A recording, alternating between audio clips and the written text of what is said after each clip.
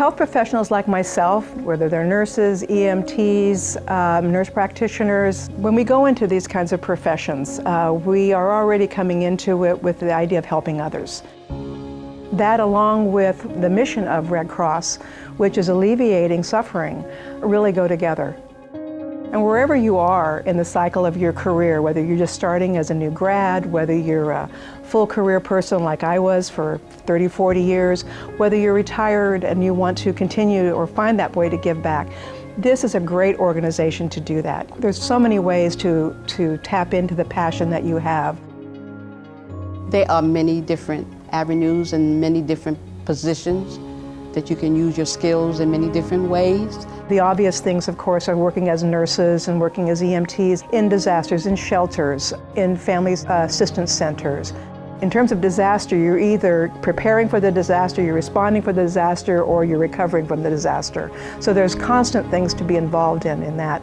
Plus leadership areas where we're working with teams of people, how we work with our community partners, our government partners. We might be involved with teaching the communities even before the disaster. We also get involved in dispatching, where we are coordinating the teams that are responding. Mental health as well, the emotional trauma of going through these things. So our health professionals are trained in disaster-related response.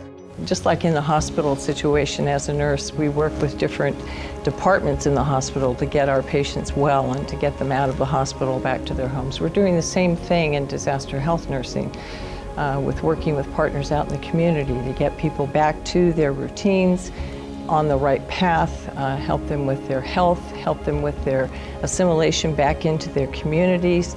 Also, we're there for the volunteers, to be looking out for them to make sure that they are healthy at whatever situation or event that they happen to be participating in. We are there at the worst moment of their life.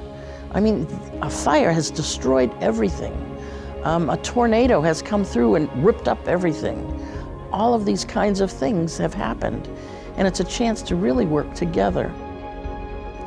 Most people think about just the disaster aspect of Red Cross, which is by far one of the things that gets many of us engaged. But there's a lot of other things besides disaster services that Red Cross is involved with.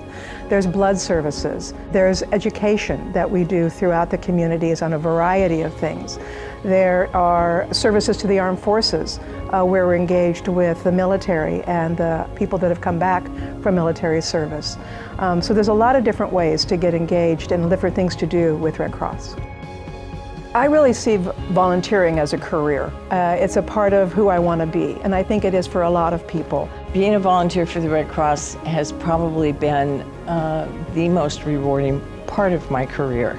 I retired in 2012, and my retirement plan was to volunteer.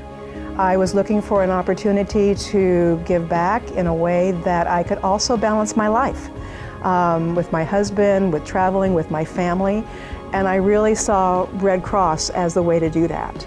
It gives me an opportunity to serve. It's a very rewarding experience. I volunteer for the Red Cross because I enjoy the mission and what it stands for.